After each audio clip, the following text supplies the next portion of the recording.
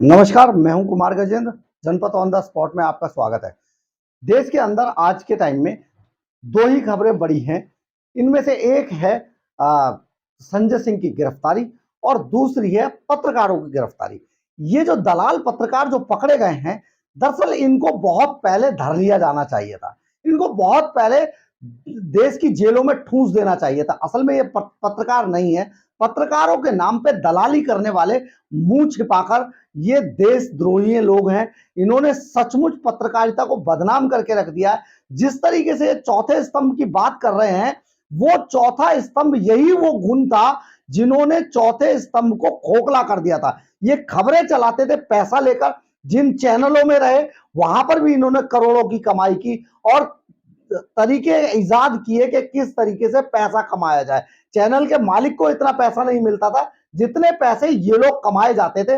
और ये सभी लोग वो पत्रकार बनने के वो नाटकखोर पत्रकार हैं जिनको लात मारकर निकाल दिया गया इनके चैनलों से। ये निकलने के बाद इनका इनका आरोप ये भी है कि इनमें से ज्यादातर लोग वो पत्रकार हैं जिनको मोदी शासन प्रशासन के दौरान इन पर संदेह होने के कारण इन्हें लात मारकर चैनलों से बाहर किया गया। ये सब एक तरीके का घुन था जो पत्रकारिता में लगा हुआ था और पत्रकारिता को बदनाम कर रहा था। अब इनकी असलियत खुलकर सामने आ गई है क्योंकि एजेंसियों ने जब इनके खिलाफ जांच की और इनको निकाला गया अखबारों से, चैनलों से इनको इनको बाहर कर दिया गया, तो इन्होंने अपनी अपनी दुकानें खोल ली जिनके नाम पर ये विदेशों से फंडिंग करके ये अपने प्रोपेगेंडा को चला रहे थे। यानी कि ये असल में उसी उसी करेक्टर के लोग थे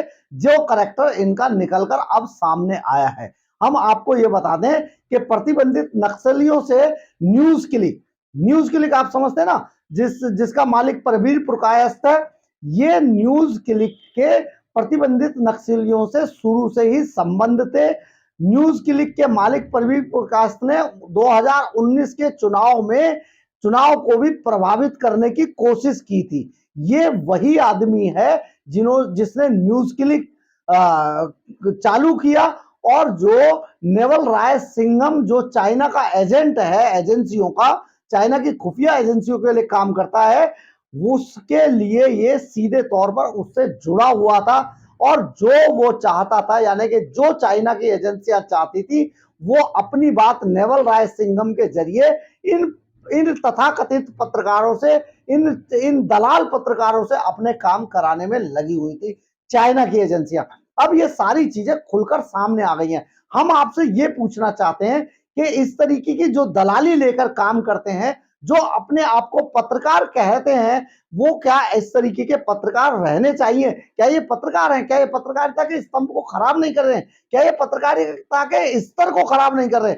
ये सारी बातें ये है क्योंकि ये अपने काले चेहरों को मोदी विरोधी के नाम पर छिपाना चाहते हैं। ये बहुत ही दुर्भाग्यपूर्ण है और देश की पत्रकारिता के लिए सचमुच ये बहुत बुरा वक्त चल रहा है, जबकि ये इस तरीके के पत्रकारों का घिनौना कुकृत्य सामने आया है। हम आपको ये बताते हैं कि प्रवीर पुरकायस्थ, अमित चक्रवर्ती और अन्य आरोपियों के जब एजेंसियों ने जांच की तो उनके जो फोल्डर थे, जो डिलीट फोल्डर थे, उनमें 4,27,000 ईमेल मिले हैं। 4,27,00,000 ईमेल ऐसे मिले जो डिलीट कर दिए गए थे और जिनका कहीं ना कहीं संबंध या तो नेवल राय सिंघम से था या फिर चाइना की अन्य एजेंसियों से या फिर जो प्रतिबंधित लोग थे उनसे था। यानी कि इन सभी लोगों के बीच में ईमेल्स का जो आदान प्रदान हुआ, उनको जो डिलीट कर दिया गया बाद में, उनकी उनकी संख्या 4,27,00,000 के आसपास बताई जाती है। बहुत बड़ा आंकड़ा है ये। तो ये क्या कर रहे थे, किस तरीके से कर रहे थे?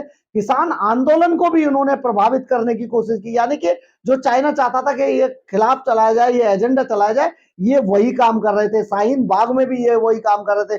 सीलमपुर दंगों के वक्त पर भी इन्होंने इसी तरीके के एजेंडे को चलाया। और सबसे बड़ा जो देश के खिलाफ एजेंडा इन्होंने चलाया वो था कश्मीर और अरुणाचल प्रदेश को चाइना के हिसाब से हमारे यहां भारत के अंदर दिखाना, परवीर पुरकायस्थ और नेवल राय सिंघम के बीच इस मुद्दे पर बहुत सारे ईमेल मिले हैं कि अरुणाचल प्रदेश और कश्मीर को जो चाइना चाहता है उस तरीके से भारत के अंदर प्रस्तुत किया जाए, दिखाया जाए।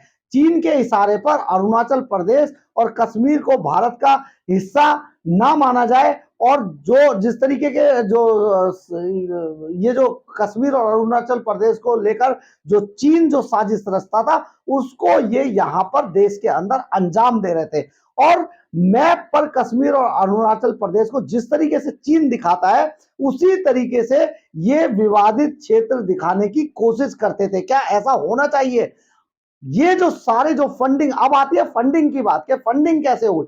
तो फंडिंग में ये जो रकम, इतनी बड़ी रकम आई थी, ये करीब इसमें 115 करोड़ रुपए की ट्रेल मनी, 115 रुपए की ट्रेल जो है एजेंसियों को मिली है। यानी कि 115 करोड़ रुपया चीन के रास्ते होता हुआ, नेवल राय सिंघम से गुजरता हुआ इंडिया के अंदर इन इन इन भ्रष्टाचारी पत्रकारों के नाम पे दलालों को मिले थे कि आप देश के अंदर देश के खिलाफ एजेंडा चलाइए। ये विदेशी फंडिंग के नाम पर 115 करोड़ रुपए ले चुके थे और यहां पर एजेंडा चला रहे थे। इसकी पूरी ट्रेल एजेंसियों को, यानी कि स्पेशल सेल के पास, दिल्ली पुलिस का स्पेशल सेल इसमें जांच कर रहा है और स्पेशल सेल के पास ये पूरी ट्रेल मौजूद है, जिसमें ईडी भी जांच कर रही है।